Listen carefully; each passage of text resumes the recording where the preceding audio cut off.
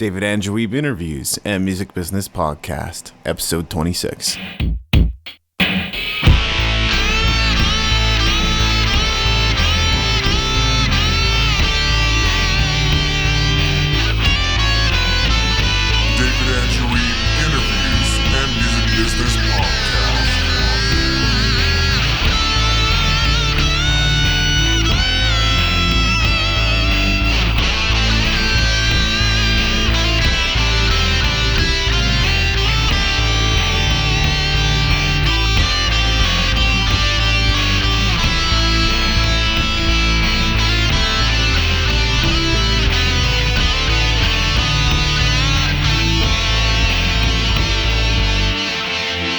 Welcome to the show. We are your hosts, David Andrew Wiebe and Anna Alexander. And I have to apologize because I am feeling pretty tired and I may not be as sharp as usual. Yeah, and I've got a lot on my mind today because I've got a very big event tomorrow, so I'm a little like, ee. Yeah, tell us about that. I'm walking the 60 kilometers, so if we all recall Boob Rock, that was raising money for the weekend to end women's cancers. Of course. And for this weekend, I was given a lovely honor. I get to be involved, and forgive me, I'm feeling a lot of stage fright right now, which is really funny because I'm a musician. I was one of the 4 inspirational survivors chosen to be a part of the survivors circle for the ceremony. So I will have a little bit to say and a flag to carry in, and yeah, it's kind of a really cool honor. And this walk begins tomorrow. Tomorrow, and it goes for 2 days.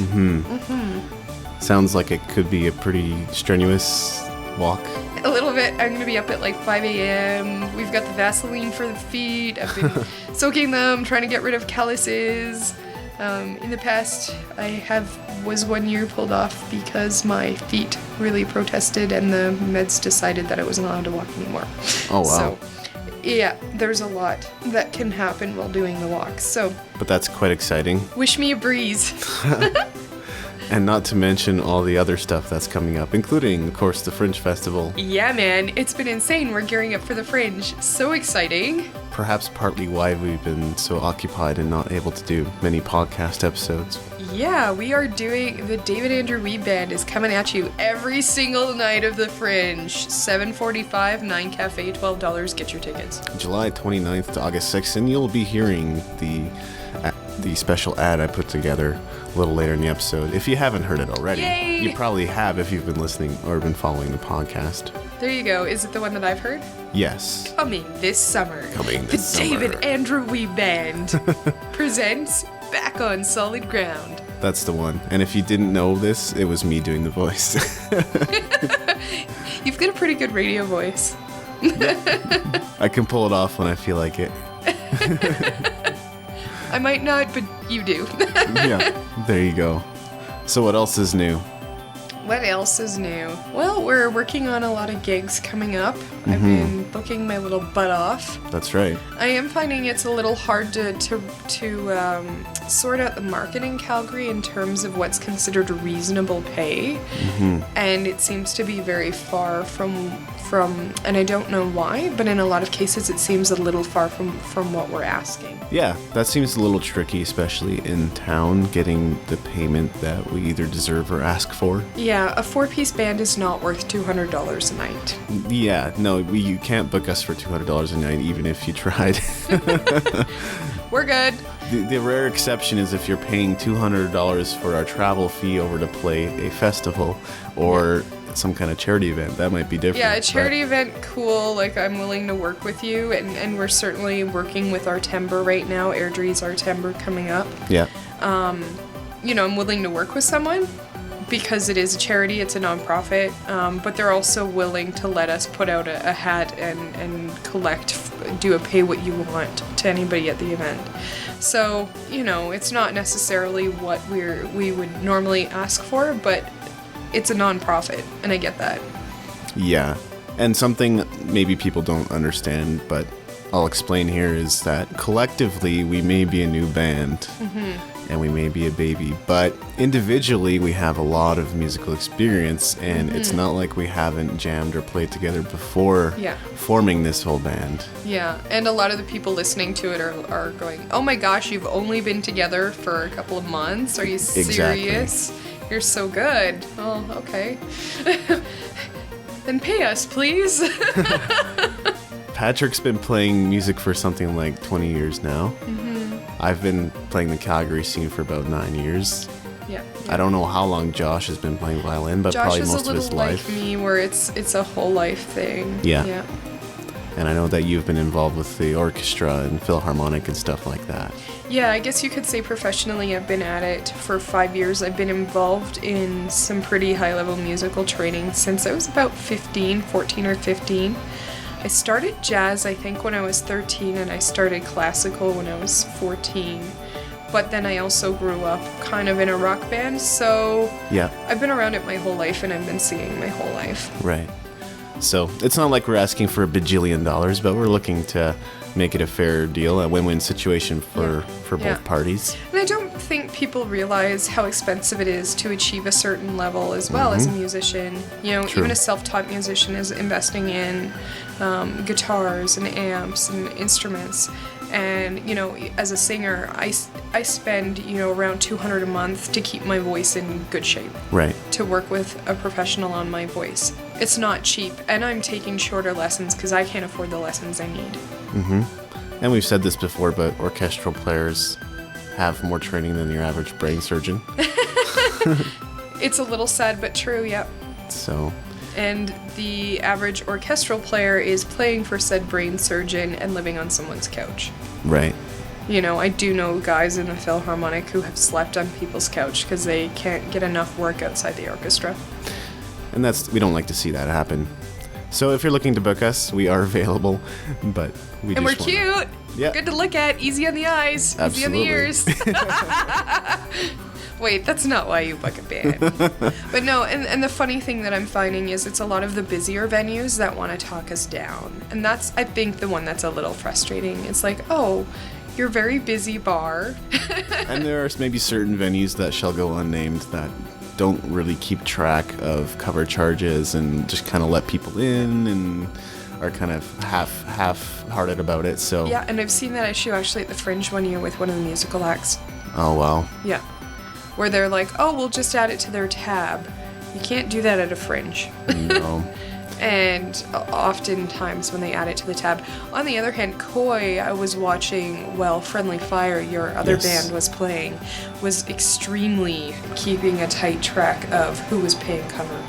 In fact, Jonathan told me they were turning people away at certain points. Yeah. So that tells me that they're actually keeping track of what's going on. It was a voluntary cover, and they were very much wanting to make sure it was going back to the musicians. And considering what I think Fred said, $5 voluntary cover. Yeah, most of us paid a little more. Yeah, it definitely showed up in our final check. Yeah, you guys were worth more than $5. Yeah, awesome. Yeah. And yeah, man. We seem to be creating a local following pretty fast, and it's actually snowballing into other opportunities, and we're looking to tour later in August too. So for Friendly Fire? Yeah. Awesome. It'll be a very short tour, but we'll be playing probably a couple shows in Calgary, then a few out in BC, and we'll come on back. And where are you going in BC? I think in Vermeer, Kimberley, I want to say. There might be one other location. Nice. Good for you. Yeah. That's really awesome. Some town that starts with C. I can't think of it right now. Cranbrook. That sounds like it. Creston. It was Cranbrook or Creston that we're going to, I think. More details to be announced on the website. And you're all working on an album as well. Yeah, that's coming along too. I did some recording in the studio not too long ago, a couple weeks ago, and it's been crazy. So it's not like I had a lot of preparation time, but I kind of did 2 or 3 takes on each song, and they're like, great, that's good enough. And I'm like, what? I know that feeling. and it turns out sounding great, and I'm like, okay, well, I'll roll with it. Yeah. And they do some minor editing as far as timing, or maybe one note that doesn't seem to fit, but everything seems to work pretty well. That one note, man, that's cut. Yeah. It's amazing. They couldn't do that 20 years ago. No, it's funny. You couldn't do quite the editing that you can nowadays in the studio. Visit us online at www daw-music.com/daw-podcast. And don't forget to spread the word. Tell your friends about this podcast.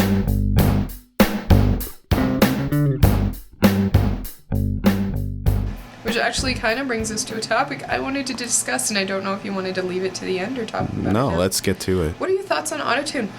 Autotune. Well, I think it's been a long-lasting trend.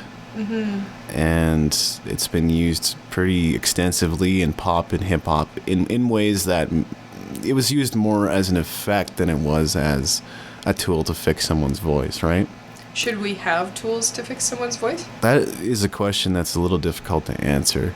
I personally know producers that use autotune in moderation to just fix a little bit of pitchy spots. And that's great if you had a good performance and the singer did the best job they could. And there was just one little section that maybe needed to be tweaked a little bit. In that situation, I think it's totally applicable. But to the extent that I've heard on some productions, because the production was so rushed that all they could do in like this quiet bridge section was auto-tune the crap out of the lead singer's vocals, it's totally noticeable and it doesn't sound good.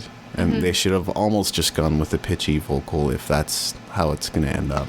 For me, personally, I kind of, and maybe it's because I like live shows so much, I kind of like how every performance is different.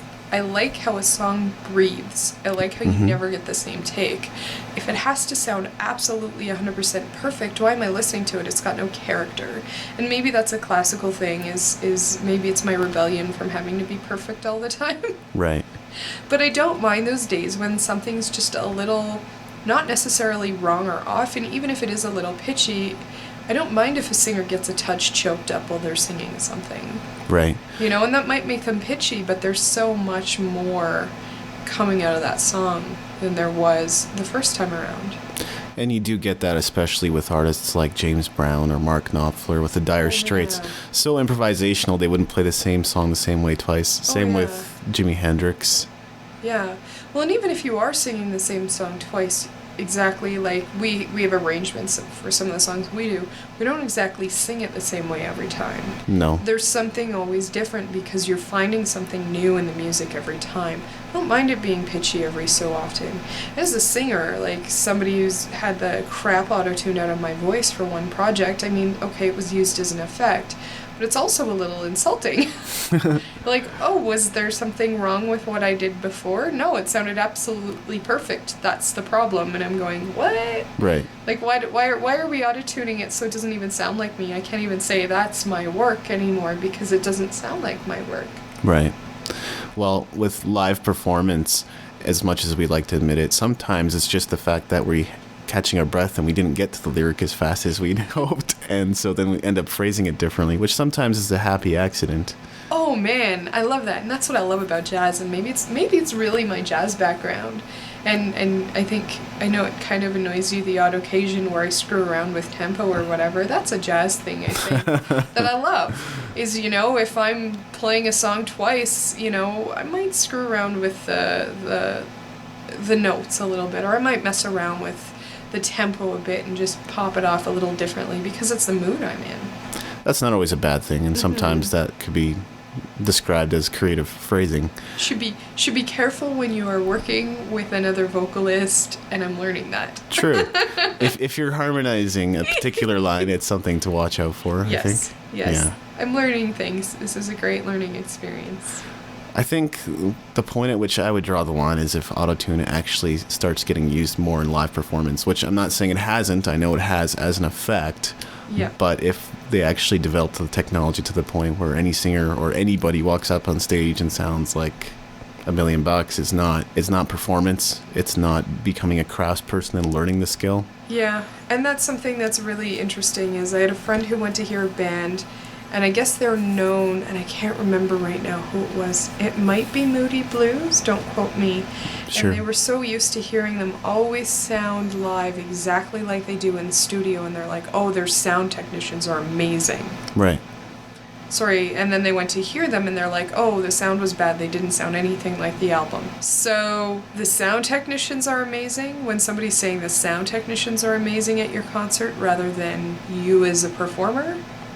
perhaps we've crossed a line there. You can't blame the sound techs for everything. No, that's true too. But when it's noticeable enough to somebody who knows nothing about music, Yeah. that's not right. It's maybe becoming a rare breed, but I remember seeing Edwin at the Calgary Stampede Coke stage, and his voice is just terrific, and he sounds pretty much like he does on the recording.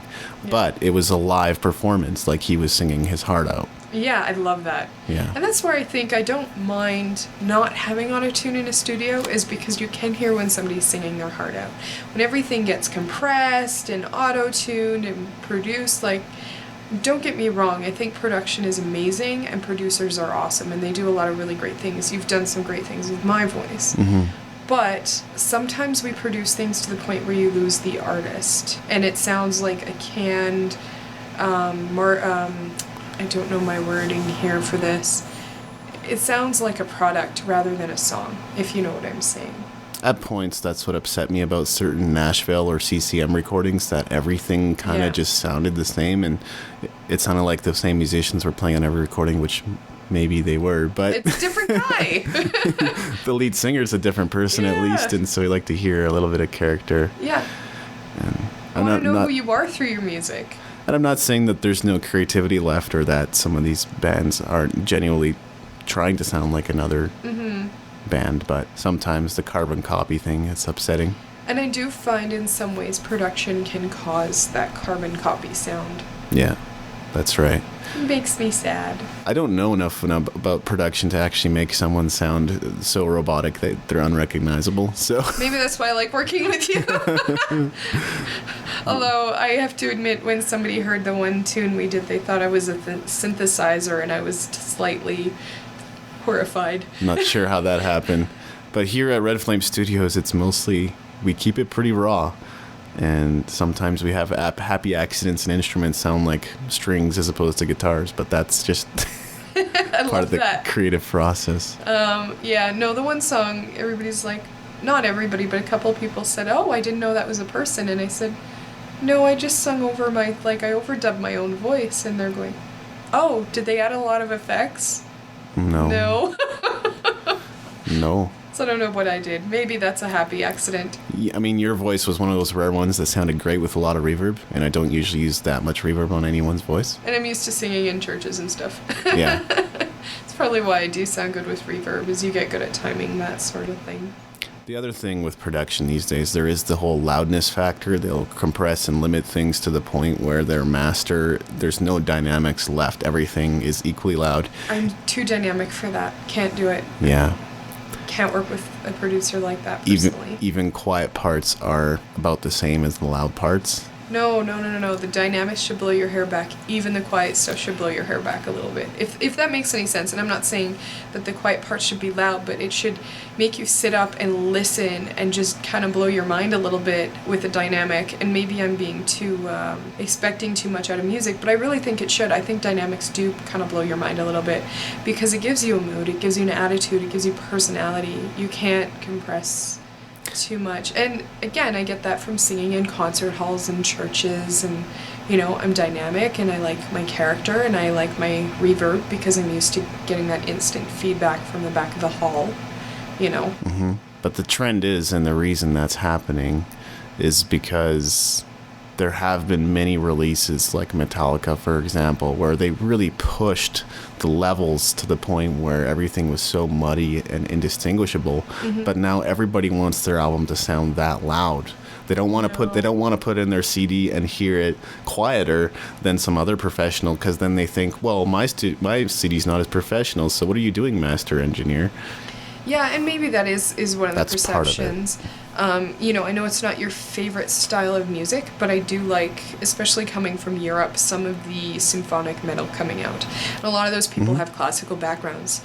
And you get this really quiet section, and it's going to get loud again. It's metal.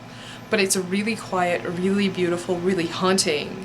And then when it does get loud again, it's got that much more impact. And I think people forget that when they want it loud. You get more impact from the quiet. It's something I've heard in relation to pain in your life. If you didn't experience pain, you would never appreciate the good. you'd never appreciate sure. the beautiful days. You'd never appreciate the sun. It's the same thing with sound. If you didn't have quiet, you wouldn't understand loud. If you didn't, or you wouldn't appreciate loud. If you didn't listen to minor music on occasion, you wouldn't enjoy major, and vice versa. For sure. Also MP3s, because it's already a compressed media format. Yeah.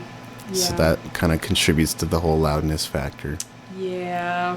That's what's getting purchased. Yeah. Although we're looking to make some changes with Red Flame. That may not be immediate. Darn straight. Let's bring it back and make it. I love people to enjoy when they're listening. I love people to have a good time. Absolutely. And just be able to appreciate. You don't have to know a lot about music for these things to make an impact on you. I don't think. No, it's true. It's really about the presentation of it. Bring on the presentation, man. Anything left that you wanted to discuss about production before we move on? I guess my question was auto-tune and I went off on a tangent, didn't I? I think we both did, honestly. Tangents. No, I'm good. Okay. Let's get on with the interview. Yeah, exactly. So you should be hearing our interview with Kevin Pauls. Coming this summer to the Calgary Fringe Festival, back on solid ground, the David Andrew Wiebe Band, featuring the music from his upcoming release, introducing the songwriting, guitar, and vocal talents of David Andrew Wiebe. We will be joined by Anime Alexander on vocals. This is the story of my life, accusations from my pride. Joshua Park on violin.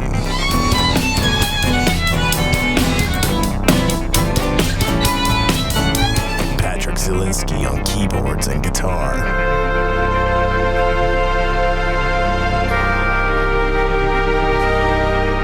And other guest musicians. You don't want to miss this event. Tickets are on sale now. Back on Solid Ground will be hosted at 9 Cafe, which is located in the heart of Inglewood at 1319 9th Ave, Southeast Calgary, Alberta. This majestic event will begin on July 29th and will go to August 6th. Get your tickets today at the Calgary Fringe Festival website, calgaryfringe.ca. So I didn't even realize this at first, but apparently we've actually bumped into each other just briefly at the GMA event in Calgary. Oh, cool. Okay. One of my friends was talking to you, and she was pretty impressed with your presentation there. Oh, well, thanks. Yeah, you know what? I love speaking at those things. Speaking about about all this performance stuff is probably one of the only things that I get as excited about as performing myself. So, Right. Yeah, it's pretty cool. Well, I don't want to take up too much of your time today, but I thought I would let you know up front that I do have roughly 20 questions for you, maybe a few more, maybe a few less. No worries. So I think most of the music industry at large is aware that CD sales isn't the lucrative business that it used to be, and I use that term loosely, but there might be a few people listening that aren't really in touch with that reality. So could you elaborate on the change that has taken place in the music business over the last decade or so? Well, the interesting thing is it always appeared that it was this lucrative retail, huge, money-making machine, because we would always hear about, the debuts on Billboard. I remember back probably 12 years ago when NSYNC released their album, they sold 1 million their first week.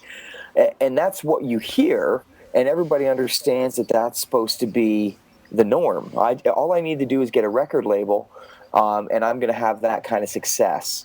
One of the things that a lot of people don't understand is Lady Antebellum, for instance, it spent over $2 million getting to the place they are in radio promotions, in traveling and touring and in promo. So that's a huge investment before you start receiving any money back. Most bands, I'm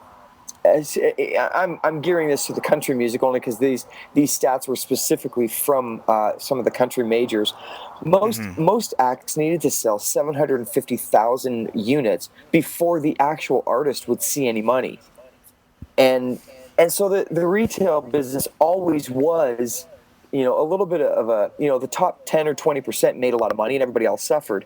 But now it's even worse because CD sales have gone, down so much. So it went from a fallacy that some people were making a ton of money, that everybody was, to now where almost, maybe the top 5% are making money.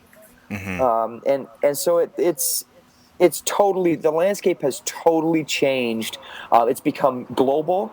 It's become way more accessible. But the retail and the sales of actual product is dwindling dramatically. Right. So what would you say to someone that they hadn't heard anything like that before, that was still news to them? Well, I'd say, first of all, you better find some technology to help you understand that the music business is not what everybody thinks it is. Right. And to really get a grip on if they're a musician that's needing to understand this, and they want to make a living doing this, they need to understand where their money actually comes from. We have for so many years preached, how do I get a record label, rather than how do I make a living doing this? And if we can start to get people asking the right questions, they'll get better answers, which will allow more people to do this as a living. So now that CD sales has seen a decline, what are some viable ways of making a living or just making a profit as a musician? Yeah, the interesting thing is the limit, or the decrease in CD sales has just made the obvious more obvious. Most bands did not make money from retail, but now that retail sales have gone down, all of the antennas of everybody is looking now. How do we really make money? And it's always been this. You need to make money from being in front of more people and performing great shows. You talk to management companies and record companies and anybody that's dealing with actual artists that make music.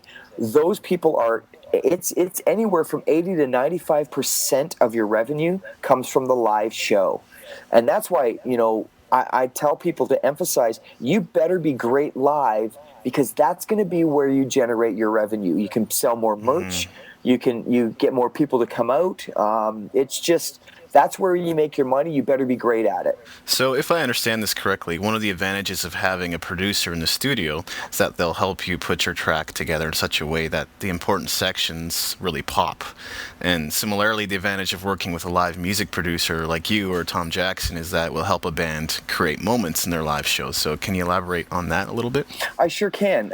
A lot of the concept of hiring a producer in the studio is an industry norm. Most people understand they need somebody that's going to help them take their songs that they have created and manufacture a CD for radio, for the actual retail product. Anywhere from 3 to 4 minutes. It's got their form. It knows how to quickly make an impact and do its job for the recording. Most people do not think of or understand that they need somebody to do the same thing for their live. The live show should not be a regurgitation of what you've done in the studio. You created and you produced that song for radio. You produced it for somebody not watching you. There's different elements and there's different rules when you're playing that game. When you now have an audience in front of you, the same rules do not apply. And so we need to take those songs, great grooves, great guitar riffs, all of that, and expand it. Give the song breath and allow you, the artist, the opportunity to connect those songs to a live audience. They don't have the ability to hit rewind and hear that groove or hear that guitar solo or hear those lyrics again. We now need to create an environment live and produce that song live so that it comes alive and connects, one-on-one and face-to-face. So what are some of the other benefits of working with a live music producer? If you really put a show together that captures and engages an audience and creates moments, you will, create fans. First and foremost, you have a fan live that connects with your songs emotionally. they are now turned from somebody that likes your music to an actual fan. The other piece of it, every moment you creates memories where people want to go back and purchase those memories. If you have a great song and you turn that song into a live moment where the goosebumps and the hair stands up and the people cheer, have you crying or laughing, if there's an emotional connection to a moment, people are then going to go back to your product table, buy the t-shirt that says that word, buy the CD. Your merch sales will increase. So your ability to do bigger and better shows increases, your fans increase, which all of that means hopefully longer career. And I've personally tried some of the things that Tom Jackson was suggesting in a few interviews, and I had seen an increase in sales, like you mentioned, and definitely an improvement in audience response. For sure. And I haven't even dug into the material yet, so obviously it makes a difference. How important is it for a performer to bring something different to the table when they're performing for an audience as opposed to recording in a studio? If an audience simply wants to hear music, they will not come to a show. Now, if you're just going to regurgitate what you have produced in a studio, they can listen in their car, they can listen on their MP3 player. There is kind of an unwritten law that people show up live, they want something more. They don't necessarily even know what it is. They just know there's something more they want to experience. They want to experience the music. They want to feel what you felt when you wrote the song. They want to feel what you feel when you sing the song. And by those things, I mean, they need to know that you get it. If you watch American Idol, America's Got Talent, all of these types of shows that are, a lot of them are vocal based, even The Voice, it's all based on the voice. The comments come back. Very rarely is it coming back, well, your tone of your voice was this. It's all about the connection. Right. I believed what you sang. I believe you actually meant these lyrics. You connected with me. That's what people want to see when they go to an environment where there's live music. They want to feel that connection. They don't want to just hear music. But what we tend to do is learn our guitar great, learn our piano well, learn how to sing well, and learn how to write good songs, and expect that those alone will create the environment we want. And it just doesn't, it falls flat so often, and we don't know why. I played so well tonight. Why didn't it work? And so that's why we have to take songs, well-written songs, great musicians and great singers, and teach them and help them pull those moments out of their song, which sometimes changes the arrangement, changes the way you produce that song, and it allows the audience to go, oh, I get it. Once you have an audience saying, oh, I get it, you've got a fan. Well, a lot of musicians tend to be precious about their live show. What thoughts does this sentence bring to mind, and are there any stories you could relate for us? There's many, and I won't name names because a lot of them you would say, oh, I figured that about him. I have one of the best analogies that I can tell you is this. I was sitting down with a band, fairly well known, kind of an indie rock band, has toured across the country and had a little bit of success. They're very, very organic, and by that I mean they're very artsy. They're people that sit back and like, dude, I feel like I'm dealing with surfers at the time. And they're like, no, dude, I just got to feel my music. I really, I started talking to them about that whole experience. What does it look like when you put together a show? And here's what they said to me that kind of made me stand up and take notice. They said after we were doing a cross-Canada tour, and after about the 30th show, we really got it. And it started to take on a life. And I said to them, so you were okay with a subpar performance for the first 30 shows? And I was like, I don't get it. That doesn't make any sense. Why don't you rehearse, for 3 or 4 weeks and do 30, 40, 50 shows and figure out what works before you do your first show in front of the paying public? But often what happens is we believe we need to go up and be authentic, which means we wing it. And I think we've done ourselves a disservice by suggesting that some of the biggest bands in the world just wing it, because they've worked so hard at their show, they make it seem like they're winging it. You know, they make things look like it's spontaneous. Spontaneity doesn't come out of, let me put it this way, spontaneity can only come out of form. If you plan yourself a show that's going to go along a certain path, and you give yourself moments that can be created and can take on a life of its own depending on the show, that's called spontaneity, because you always know where you can come back to. But basically, we have bands that just hit the stage and go, I hope it works. And when they wing it like that, every once in a while they do something that really works. The next night they're going to do the exact same thing. So where's the spontaneity in that? But we've got groups that will do 20 or 30 shows, say, oh yeah, we really got it now. Unfortunately, they've done 20 or 30 shows in front of, possibly thousands of people, and have missed the opportunity to really create a show that will capture those thousands. Right. So I'm telling bands, do the work in advance, prepare, think your show through before you do that first show, because it will really avoid a lot of heartache down the road. I have heard that planning a good show is a little bit like planning a wedding. Would you say that's about accurate? Yeah, it sure is, because there's a lot of different theories. There's a lot of people that want it to look a certain way. But I'll tell you, that process, and I guess for lack of a better analogy, we're the wedding planner. We come in and say, you know what, we've seen thousands of shows. We've helped put together hundreds and hundreds of bands' shows.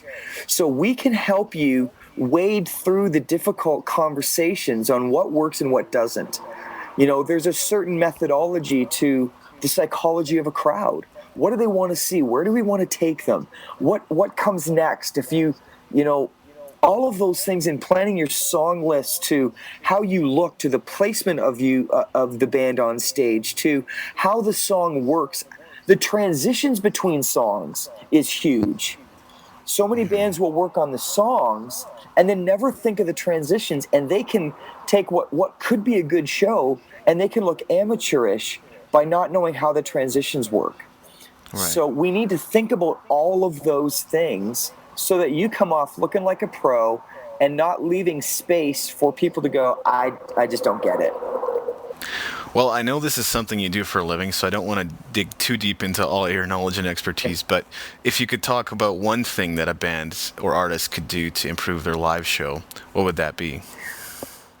I think the very first thing I do, if I go to a band that has a limited resource, limited budget, and we don't have a lot of time to try to do everything, I tell a band, the very first thing you got to do is go through every single song and work on your intros.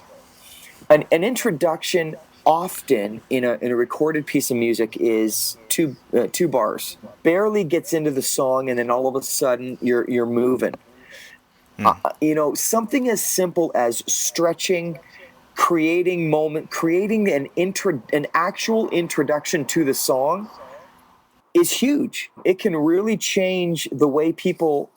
Half the audience doesn't even know the song started until halfway through the verse. People need that time to be introduced to the song. It's no different than introducing yourself to a person live. If you just said, "Hi, my name is Kevin," and get right into a conversation, they don't know you yet.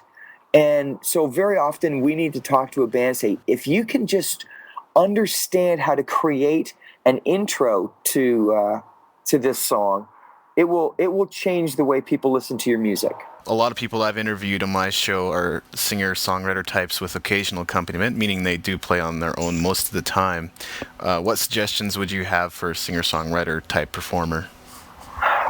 One of the probably the first thing I talk to singer-songwriters is if they play the guitar, really learning different techniques on the guitar. Often they have been so focused on their songwriting that they've learned to strum all the chords, but they do the same type of strumming for every song, whether it's a slow, fast, or medium song, and it ends up being a little bit like a Chinese water torture. We need to we need to stretch it out. Every song starts sounding the same, so finger picking in a verse, giving space, not playing all of the chords that you would normally play. Learning different techniques to make each song sound different when it's just you and a guitar is huge. And I think that's one thing that a lot of singer-songwriters need to work on, is give themselves that extra little bit of time and effort put on into the guitar and their techniques. That's the first thing I would do. Second thing is I would really challenge them in their live thinking to add some tracks. Most singer-songwriters have at least recorded an album or at least a few songs, and if you could throw in your tracks from the studio into a live show, maybe leave the guitar out and play along with it, it allows the audience to have something else to hear rather than just a guitar. Every once in a while, I would challenge you to use a full track and take the guitar, put it down, and just sing. It's not, a lot of people think, oh, that's very unauthentic. And I mean, bands do it all the time. But when you're playing, if you're doing an hour show or even a half an hour show, the audiences need to hear something different. They can only hear the same things over and over so often. And so you need to do everything you possibly can to change it up. If you play the piano and play the guitar, don't do one only, add both. Do whatever you can musically to change it up. Even before you changed up the production of the song or the arrangement, if you can give us something different to hear, man, it makes the audience more engaged. So I'll change the subject a little bit, but what is your opinion of social media, and how can artists take advantage of things like Facebook and Twitter? Well, I use it fairly often. I think they're amazing. I can't believe the number of places I go where people say, oh, yeah, I've been following you. And I haven't gone to any place in Canada or any concert venue or anything that I've done where somebody is not following me or watching me or has seen me from afar through the social media. Now, turning that into dollars is the challenge, and doing it right. But what I know, I think a lot of artists, they get a little bit scared of it, and they just kind of just touch on it. I think we need to be engaged. It's a great way to get people to follow you and to understand where you're going to be. I've done tests where I did a few concerts just using social media. I didn't put up posters. I didn't do anything like that. And It's amazing the number of people that will come out to an event like that. And you kind of test, are the people that are following me and watching me paying attention? Right. That's a great way. Second thing is, you don't want to rely on that alone. I see an awful lot of bands that either have MySpace or Facebook as their only website type of contact. You need to have your own domain, and all the social media needs to flow out of your own website. Facebook, MySpace. I mean, look at the change in MySpace. MySpace has gone from the most dominant thing in the music industry to being just maybe another thing that's there.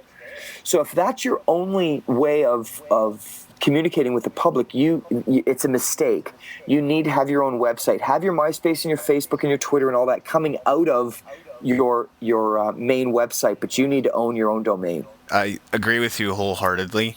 When I talked to Dirk Severs, he was mentioning that, tomorrow MySpace could be gone. Not because it's, not profitable or whatever. Somebody high up decides to pull the plug and you lose all your contact list, and that's just not a good idea as a musician. Anytime somebody owns your stuff, it's never a good idea.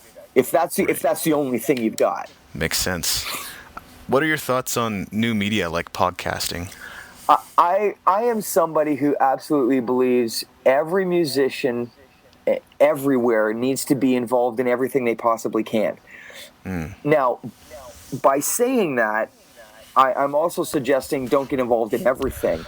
You need to be able to do it right. So, if you're a one-man machine, this is just, you're the singer-songwriter, bottle washer, and van driver, set up the sound. All you have to limit what you can do so that you can do it well.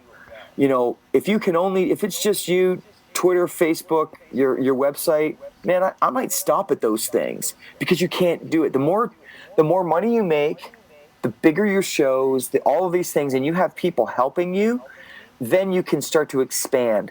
The only problem is if you're the one-man show and you've got a little bit of every social media that's out there, you won't be very good at any of them.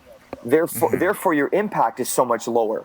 So really, just understanding if you're going to do a podcast, make sure you can do it all the time. If you're going to write a blog, make sure you can do it all the time. Whatever you do it well. But I don't think there's any media out there that I would say don't do it. Because if you're going to do it and do it well and work it through your website and draw people, the more exposure, the better it is. And people, I have people in Australia that follow. I have people in Asia that follow. Well, when could that have happened in the history of music? Never.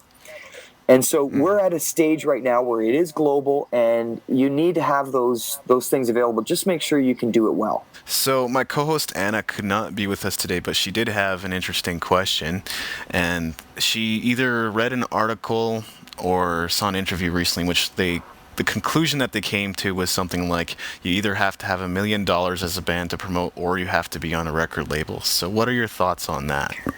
Well, I'll tell you, all of those things are true if your goal is to be a number one on Billboard artist.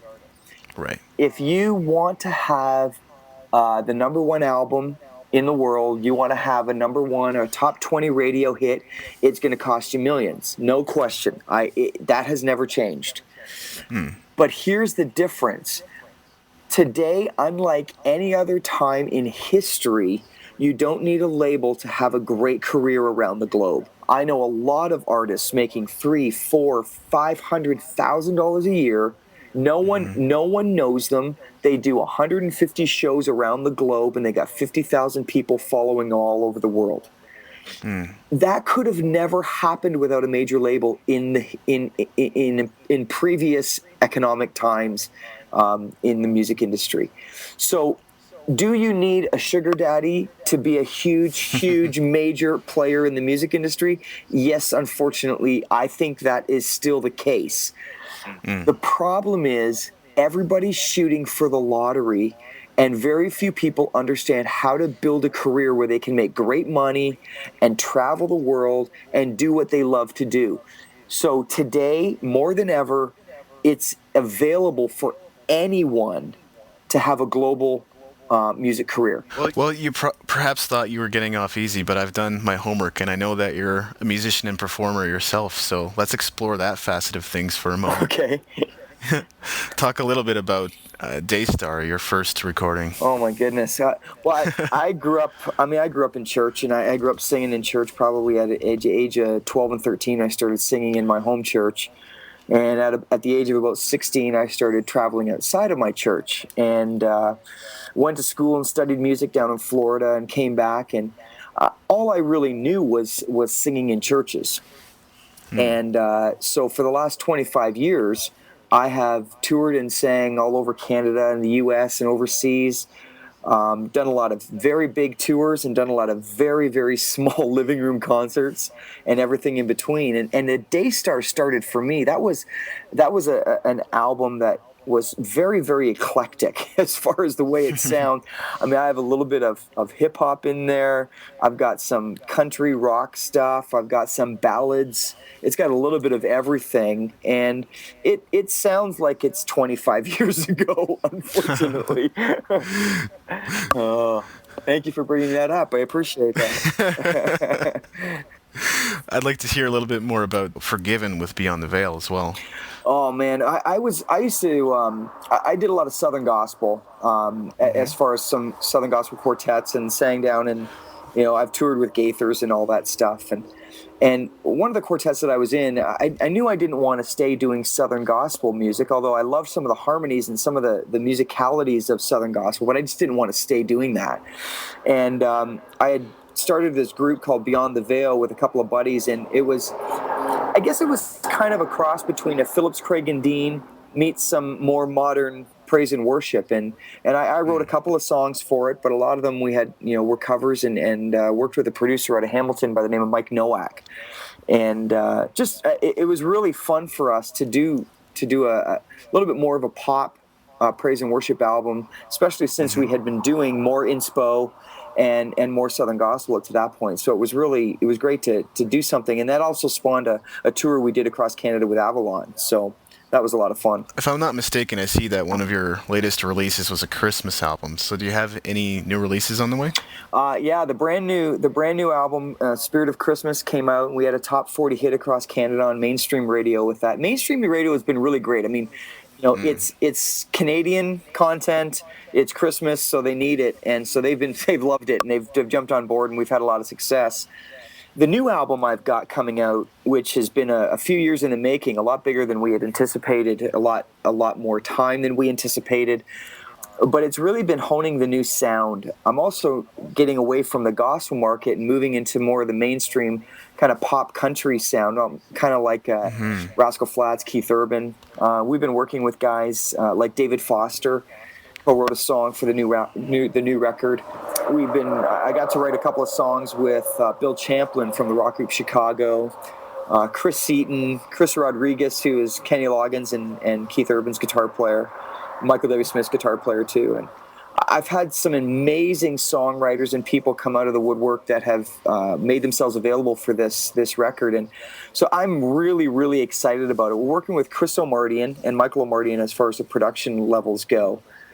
So I mean, some people that I have watched their careers for years and been hugely respectful of what they've done are now stepping up and are helping me put this album together. So I'm cautiously optimistic. There's a lot of opportunity. We've signed a distribution deal with Sony in Canada, and we're working on a couple of different opportunities in the States and overseas as far as distribution goes. So we're gonna test the waters a little bit in the mainstream and see what happens. Now, there may be something to this, there may not be, but we're starting to see artists like Bon Jovi move into the country market. And I think one of the things that at least John Bon Jovi mentioned was that there seems to be a little more of a supportive community, more of a supportive market. Would you agree with that or not? Oh, I definitely agree with that, and I think all of the. I describe the country market currently like the 80s rock market with a fiddle.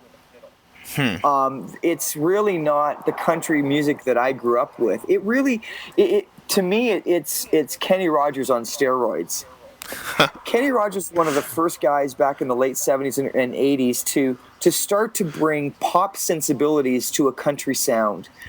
He worked with guys like Lionel Richie. Lionel Richie produced and wrote an entire album with Kenny Rogers. So you've got pop and R&B mixing in with country, and there's a lot of people that resonate with that. Well, today's music is really not musicality, and its musicality is based on a computer. There's a lot of great music that's out there, but a lot of it is not what the 30s and 40s and us older people grew up listening to. It's not a guitar bass, it's not piano bass, it's dance beat based. So a lot of musicians are really falling into the category, whether they like it or not, of the country genre. Dan Huff, one of the top producers right now in the world, is in the country market, was an 80s rock god as far as a guitar player goes. And he's turned into an incredible producer. And I think what you're seeing is that 80s pop rock is being tempered into a country-ish kind of a sound. I mean, that's what Rascal Flatts is, Keith Urban, Tim McGraw, Carrie Underwood. That's definitely. And the Bon Jovis and Eagles of this world are being called new country. Well, right. I mean, who exemplified rock and roll better than Bon Jovi and the Eagles? And now they're being called country. So I think it's really changing the landscape of where music's going. Yeah, and I guess that's even reflected in easy listening radio. We start to see Bon Jovi and Van Halen and bands like that pop up on easy listening these days. I tell you, if Def Leppard does a new album, it'll probably show up on the country charts. That's just the weirdness of it. Well, they have made some collaborations in that. Yeah, they, Talk about some of your musical influences. growing up as a kid, I remember my first, I had about 3 real major vocal idols that I had. First one was Steve Archer. An old gospel group called the Archers was just definitely my first favorite. A guy by the name of Russ Taff that used to sing with the Imperials and had some major hits on his own as a solo act. And then later on in the 80s was a guy by the name of Michael English who sang with the Gaither Vocal Band. Those 3, as far as blue-eyed soul, I guess you'd call it, is kind of where I've gone after my own sound. And then I throw in a guy like B.B. Winans. I love the new stuff that I'm doing because what I'm trying to do is I grew up singing a lot of black gospel and southern gospel and rock and pop and country. And what I'm trying not to do is to eliminate any of those genres from my repertoire. So I'm adding some of those influences, if you will, into the way I do country music. It's going to have a little bit of black gospel. It's going to have a little bit of that B.B. Winans feel. It's going to have the Archers and the old Andre Crouch even. That kind of stuff was really what I grew up on and just loved. And those kind of singers are definitely if you listen to my music, you'll hear those guys in what I do because they just so influenced me as a young kid. Do you have any shows coming up that you'd like to plug? I am traveling all over the country with live music producing. I'm going to be in Alberta. When am I in Alberta? No, I'm in BC. Sorry. I'm in BC in the last bit of August and September, working with their top 20 artists of a thing called Peak Performance, and I'm going to boot camp for that. Then I'm being flown to the Whitehorse, Yukon to deal with some of the artists up there for 3 days. And I've got some new shows here in Kitchener-Waterloo where we're debuting some of the brand new music that's not even finished on the record. And then we have a cross-Canada Christmas tour that we're going to be putting together. So if anybody's interested in knowing what's going on, just go to kevinpauls.com. And you'll see all my Tom Jackson stuff. You'll also see all my music stuff that's on the website. Well, that was my next question. If people were interested in learning more about you, where can they find you online? Are there any other places that they might be able to find you? You can find me on Facebook. You can find me on Twitter, MySpace.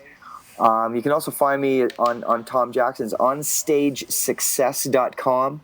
Mm-hmm. And then I have my own live music producer called livemusicproducer.com. Perfect. Well, that's all I have for questions. Thank you so much for being a part of the show. Thanks, David. I appreciate it. Okay, thank you. All right, take care.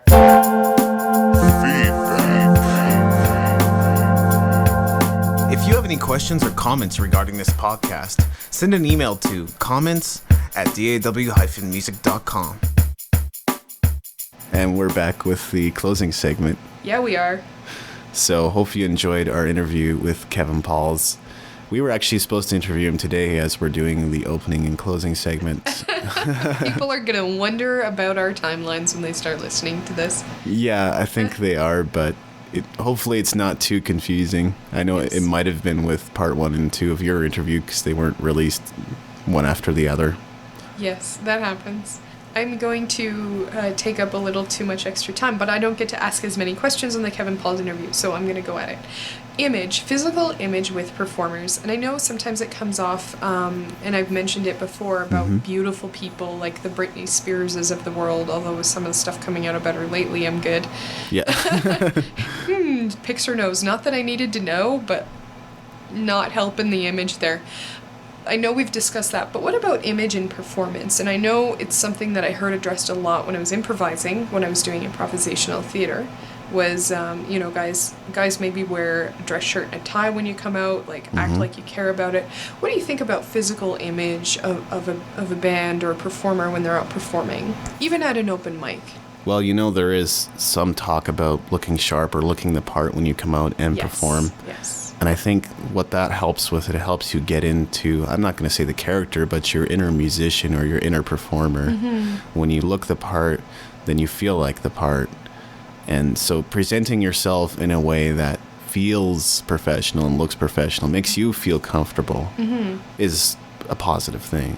And I've also heard it says that you care about your audience as well. That's right. And of course, attending so many open mics, we get a chance to see that. There are some people that do come in dress pants and dress shirts, partly because they're coming straight from work, I guess. Like myself. Yeah. People must really wonder if that's how I dress all the time at this rate. Yeah. And then there's some of those who come in looking pretty grubby. Yeah, there's a couple people who've walked in where you're wondering if this sounds really horrible, and it sounds really horrible.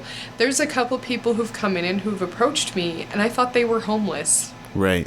And it kind of scared me, or some random drunk. And there have been random drunks who attend open mics and want to get up and sing. Random drunks, homeless people, yeah, for sure. But when you're behaving, and when I think you're a random drunk, and yet you're a guy who came in with a guitar, it's a little different. Makes you wonder You a know, little I don't bit. know, with some of the folkier musicians, they're more, I hate to call it this because I'm in hippie school, but I hate to call it hippie wear. Mm-hmm. I even hate to call my schooling hippie, because when you're studying biochemistry, it's not hippie.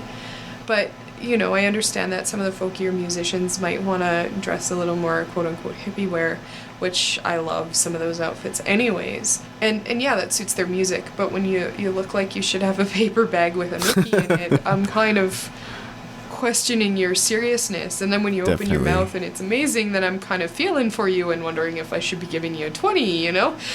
Absolutely. Not that I have the funds to give you a 20, but that's just kind of, you know? If you've got a guitar, I hope you have clean clothes. I think it's easily misinterpreted, and I don't think it's the type of thing where guys are supposed to have a six-pack all the time and girls are supposed to wear low-cut tops. It's easy to look at it that way because that's what we see in pop music. That's what we see in music videos. Mostly it's about feeling comfortable and good in your own skin. That's And a lot of it, yeah. if you don't exercise, if you don't eat well, you won't have the energy. So that there's also, you end up paying for that, for not taking Well, care of yourself. And that's a lot of what my goal is when I do run my nutrition practice is it's holistic nutrition. So one thing I would talk to people about is maybe you should go for a walk every night. Right. It's not necessarily going for a walk to lose weight. It's going for a walk to get the blood flowing, to help your digestion, to help your mind. Going for a walk is meditative for a lot of people. And eating right, you know, Releasing good chemicals. releasing good chemicals in your brain. And if you're not eating right, you know, you can have the blood sugar crashes and spikes, and Yeah. that actually affects the serotonin and dopamine in your brain. Like, Scary. now you're essentially doing what doctors are doing with drugs, and people don't realize that food has that power. You know, almost the same power as antidepressants your food can have. And you know, it's eating right, it's looking right. And when you're wearing an outfit that you feel comfy in, that you feel like yourself in, I think you're going to perform better because you're comfortable. You Definitely. know, if you're not meant to be wearing a tux with a white bow tie, as the orchestra does, it shows. You know, there's a guy in the orchestra, and he's got to be my favorite to watch. He looks sloppy in a tux, and he's young, and his posture is awful, but he's there because to him, it's rock and roll, man. Right.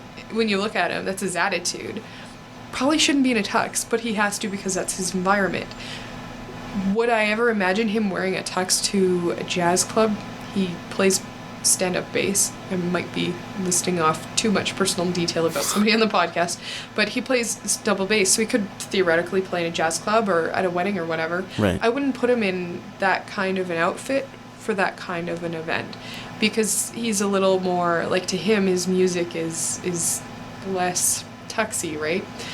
But I also wouldn't want to head up there in my sweatpants and pajamas and perform, because I'd feel equally uncomfortable. Definitely.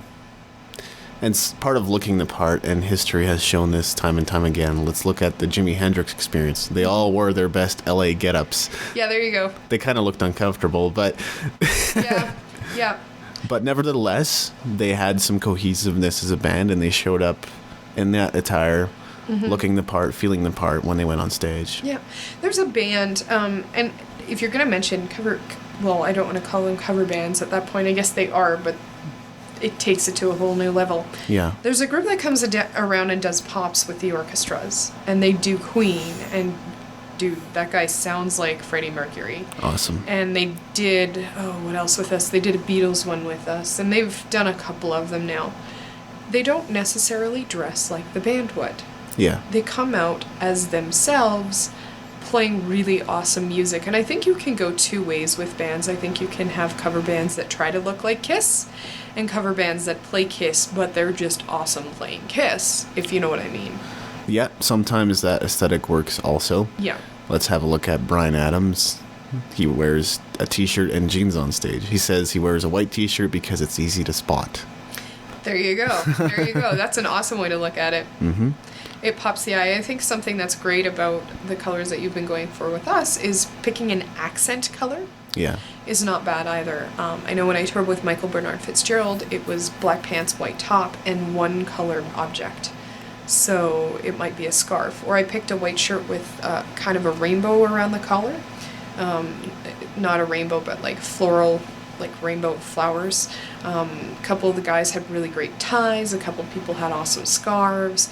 It was, you know, about one accent that pops. And some groups will pick one color, and some people will pick any color you feel like.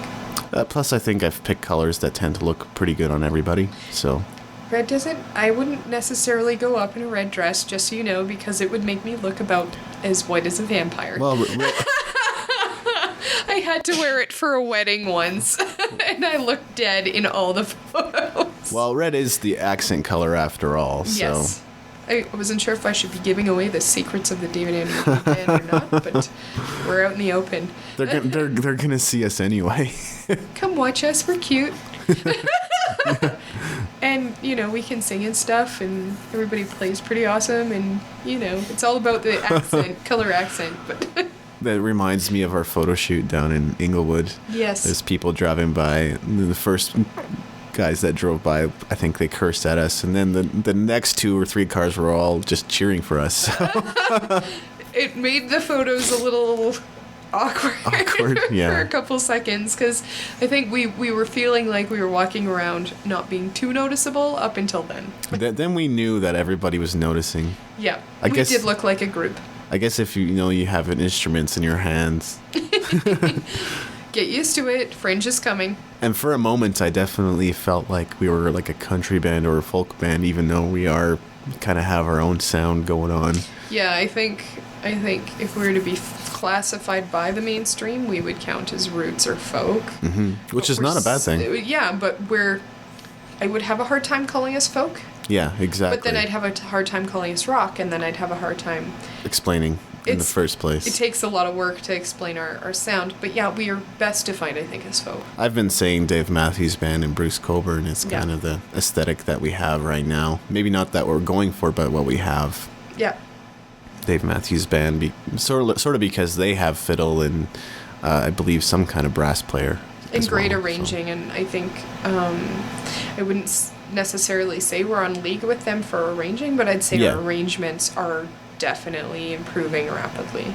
Absolutely. We've kind of gone back to simplicity as far as the songs go, but I think there's a lot of potential to go and move beyond that. Yeah. As we see fit. Yeah. Definitely. And yeah, I think perhaps there are certain pressures as far as pop music goes, and to be in the top 40, to look a certain way. Mm-hmm. There is, yes. And I think it's, okay, good for Jennifer Hudson. Good for her for losing as much weight as she did and looking absolutely amazing. It bothers me that she was told she needed to do that for her career. Right. Is it really for your career, or is it just so people will... You know, and she's been through so much, and I don't know if she did it for that reason. I know when she first came out, there were people telling her she needed to lose weight, and I know she had a really traumatic experience. I think her nephew and parents were murdered. I mean, how horrible is that? Yeah. And in a situation like that, I would feel better exercising and eating right, because you're in so much grief, you want to take care of yourself. And maybe that's why she did it, was for her after That I could see. Like, you can't know for sure why she did it, but I do remember people saying it when she first came out. That's kind of a little sad, and it's not fair to her, because she is talented, she's good at what she does. Or Misha Bruegger-Grossman, who does opera.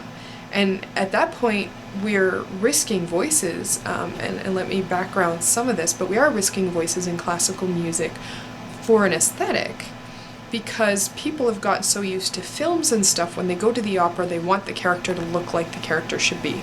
So we have women like Misha Bruger-Gossman, who gets her stomach stapled so that she loses weight. And don't get me wrong, she too looks absolutely incredible. I saw her before and I saw her after she came and performed with us in Calgary.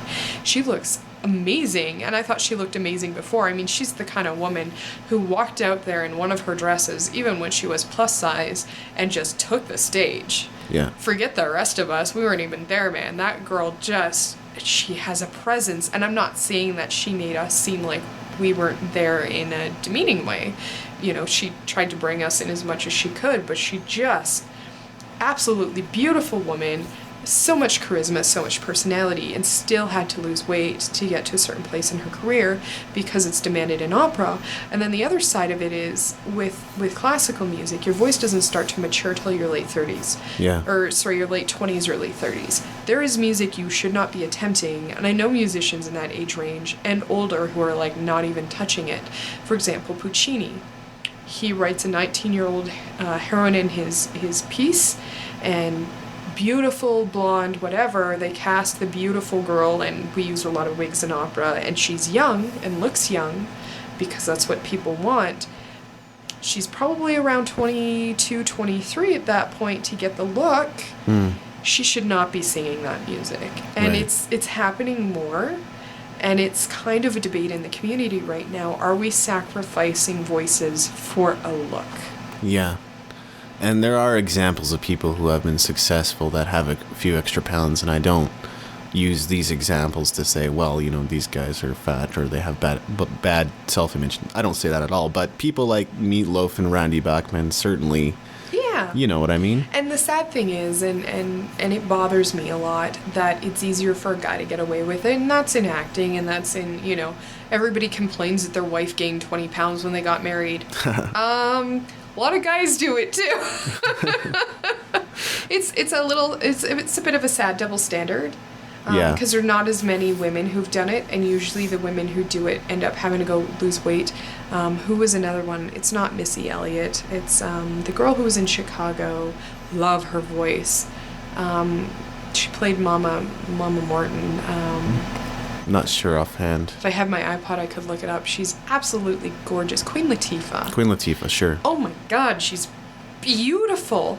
Even she, I think, was pressured and went on Weight Watchers for a bit to lose a little bit of weight. And she said it was health, and that's awesome. And I hope it wasn't because it is something you keep hearing in her careers. Well, and she still doesn't look like a stick-thin model, you know? Like, No, she's a curvy woman. She lost enough for the health benefits, and that's what she said she'd do. Yeah. And I respect her for that. But it is something that I've heard about her career every so often, and you're going, oh my gosh, she's gorgeous. Yeah. Absolutely gorgeous. One of the most beautiful women I've ever seen.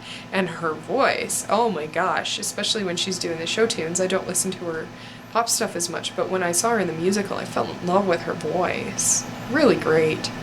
And actually, now that we're on the topic, there is a song I'm really liking called Big Girl, You Are Beautiful, or Big Girls, I think is what it's called, by Mika. Not necessarily a Mika fan, but I love it. He's got girls who are bigger than I, most of them, are my size or bigger, star in this video. He doesn't make it out to be like the hoochie mama big girl, oh, she's kind of slutty because she's bigger, that I've seen before. Yeah. No, these girls are dressed beautifully in kind of sparkly show outfits, and their makeup is pretty, like they're not slutified, if you know what I mean, pardon the term. They're just allowed to be beautiful who they are. In a music video, I'm sorry, I haven't really seen that before. You know, Right. the big butt thing, it was kind of racy in its time. when you Oh, do, yeah, for when sure. you do look at it, I mean, we look at it now, we're like, psh, that's not racy as far as a music video goes. But in its time, having women out there just shaking their butts in the camera, I think there's one moment in the video where I'm a little like, in Mika's video, but for the most part, like, they're allowed to be innocent, fun, beautiful women. Right. I mean, there's one point where he's got two girls kind of leaning close together and his head's kind of coming through by their necks, where I'm like, that's a little questionable.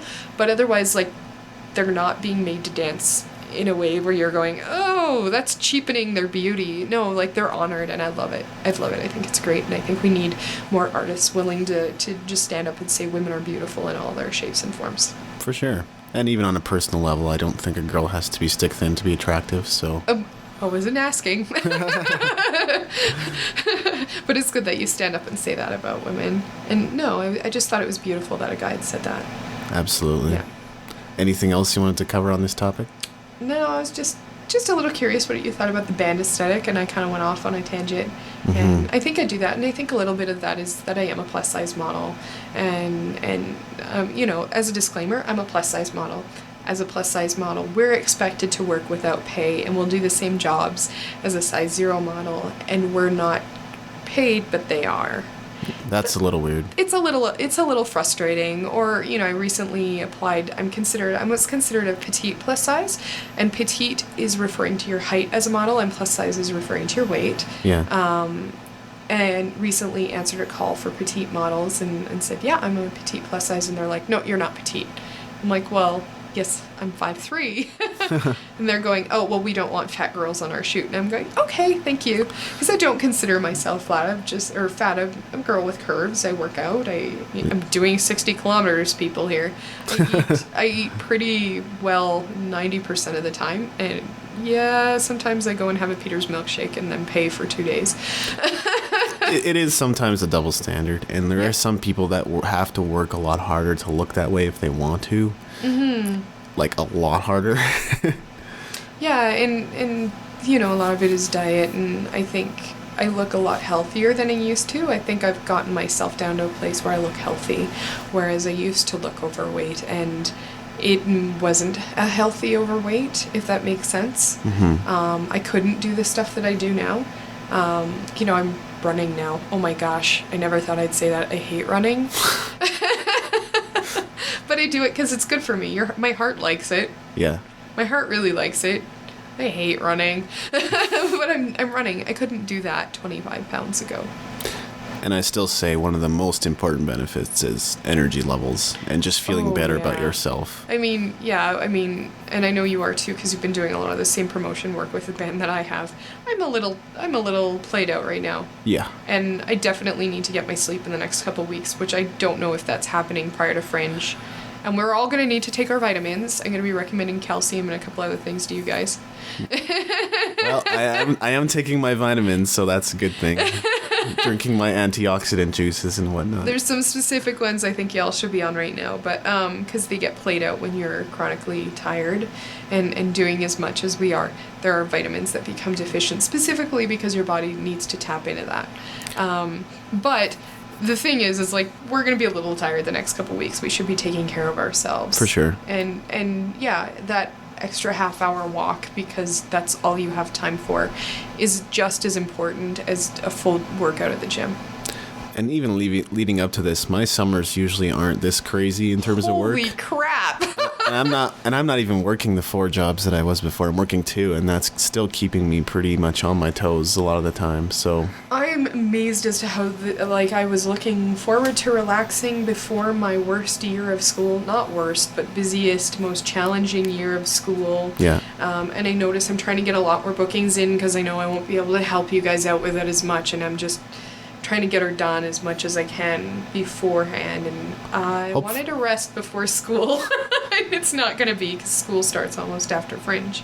Hopefully that by that point we'll have enough momentum that people will be asking us to perform. You know, I think that's a lovely thing to think of. But my philosophy still takes work. Yeah, my philosophy in life is no one's ever going to hand it to you. No one's going to hand you talent. You have to work for it. No one's going to handle jobs. You've got to work for it. That's my personal attitude, and I think it shows in certain musicians, and it's something you hear on occasion from reporters. They'll talk about interviewing a certain musician, and then there's the ones who don't show up on time and forget and ignore you, and the ones who make a point to be there on time, to know their stuff. You know, some of them will even go and research the reporter a little bit, or write down from the last time they interviewed with them and say, hey, how's your kids doing? And that goes a long way towards your reputation. It's something I've heard a lot in being part of the worship team, is becoming prepared, and whatever that looks like, showing up on time, being in tune. you know. And people really appreciate the people that don't expect everything handed to them on a silver platter. And it's something I keep hearing from people in a number of arenas right now, is people are like, oh, that guy was an overnight success. That was the longest night of my life. Like a decade, you know? So, perspective, right? Bedouin Sound Clash comes to mind. They were upset that they got the Newcomers Award. I've been here forever. The Best Newcomers Award or whatever. Hey, if somebody gives us a Newcomers Award, yeah, we'll still welcome it for I'll sure. still be jumping up and down and doing somersaults in a dress, and you guys might be really embarrassed that I'm there. And any kind of award would be pretty amazing. I don't care. If you're going to honor somebody, I'm going to appreciate it, and I'm going to be flattered, and I'm going to be humbled. That's right. You know, it doesn't matter what the honor is. But yeah, it is something that you hear on occasion is, oh, they got the Best Newcomer Award. Wait, what? I've been at this forever. Right. Well, I think I'll update briefly our audience with the progress of Back on Solid Ground. Mm-hmm. And the reality of is very little progress with the multiple setbacks and everything. I do have my tracks here. One of the issues that I'm dealing with right now is that they were ported over to another program. So how do I manage that? How do I handle that? I can, of course, take the WAV files and manually drag and drop them in place, but that's pretty time consuming as well as tedious. Yep. So having to consider my options, but I think we'll get that worked out. But in the meantime, I'm looking at recording an EP, and I'm not here to promise anything. Hopefully it comes together. It's exciting. It is exciting. Yeah. Yeah. Because there's a lot of room for experimentation on this, and everybody's kind of itching for a project, I think. Yeah, it's just something that's gonna showcase us as to what we're doing as a band. Yeah. And Because, and it's no offense to some of the work that you've previously done. It's a little odd to go to shows and they're like, oh, do you guys have a CD? We have a CD of Dave. also not to have the material that so many of the songs that I do perform live that are not recorded as of yet. Yeah, it would be nice to have that for people. Exactly. And some of the stuff we've been doing live, people really like. Right. And they're really well done songs, and everybody working on them. Like, it's something that I've felt before in other bands. That I do have my days where I'm expecting everybody to look around and go, how'd you end up here? Because Right. you guys are so talented and so awesome, and it's great to be in the same room with you. And there's a lot of people that are like, my favorite song's not on your album. So We need to do that for them. exactly. Especially a song like Too Late or Wonderfully Dysfunctional. Oh man, those are turning out to be crowd pleasers. Yeah, exactly. They're fun to do. So I can't wait to get started on that. And I don't know how that's going to work with my schedule, but I have been somehow managing the impossible this year so far. So We will endeavor to get you music. that's the plan. That's the plan. And if you didn't notice this or know this already, there is a video of us performing at the House Coffee Sanctuary on the website, too. Mm-hmm. We've been working pretty hard at that, and there is a French festival press release, or I guess press kit, I should say. Yeah, with a lot of great information, and I think going forward, what a great foundation for us for an electronic press kit for future Yes. endeavors. Exactly, and we're working on that too. The great thing about Fringe is that it's made us up our game. Actually, yeah, big time. It's forced us to pick up and put a lot of things together in a short amount of time. That we haven't had the time to put together yet. Exactly. That we needed anyways. Pretty much, especially as a new band. Mm-hmm. We're still on the lookout for bass and drums. If you know anybody, if you would like to audition for us, we would be happy to hear you. That's right. Also, I guess we've had the first few bits of comments come in for the podcast, and so we'll have to talk more about that at another point. I'm curious. Yes. One of the emails you've already read, and that was someone from the Tom Jackson Live Music Production Agency Yes. contacting Yes. me going, well, we've had a sales converted because of the blog post or podcast that you did. So, Nice, yeah. they- I think I recall that. I don't know if I read it or if you read it to me. I'm not sure. yeah. Yeah. But there was an invitation to become an affiliate, and now we are. Yay! Yeah, so it's worth mentioning. For sure. I guess we'll mention Blueberry Podcasting Community as well, because we're part of that. Nice. And that about wraps up the show, I think. Any final comments? Everybody likes blueberries. Yeah. Well, we'll see you next time. This podcast is a part of the Blueberry Network. You can find this and other great podcasts at blueberry.com. That's blueberry with no e's.com. You've been listening to the David Andrew Wiebe Interviews and Music Business Podcast, broadcasting from Calgary, Alberta, Canada. This has been a Red Flame production. To learn more about Red Flame, go to redflamerecords.com.